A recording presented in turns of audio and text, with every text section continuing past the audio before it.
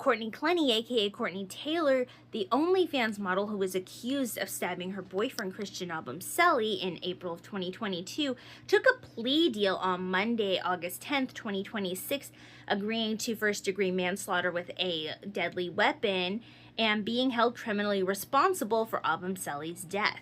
She is sentenced to 6 years in prison, followed by a 5-year probationary period. During the 5 years probationary period upon release, she has 60 days to complete a battery assessment course, a mental health evaluation and assessment course, and a substance abuse course.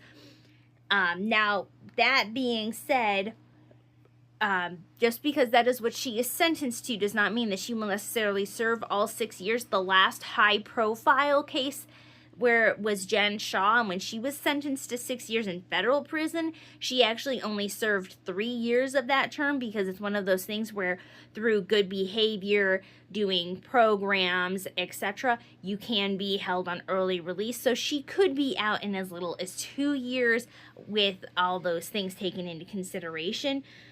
During the court hearing, the family was allowed to give impact statements.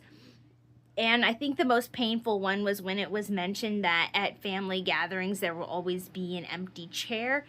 And this just saves everybody the time, cost, and frustration and stress of going through a trial.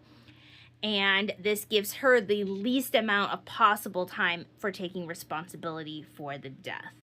However, if she violates her probation upon being released in any way, shape, or form, doesn't complete her programs in time, bad behavior, etc., then she could still be sentenced up to 30 years in prison, and she is already, as a part of the plea agreement, waived her right to extradition, which means she can just be picked up and taken to the court system.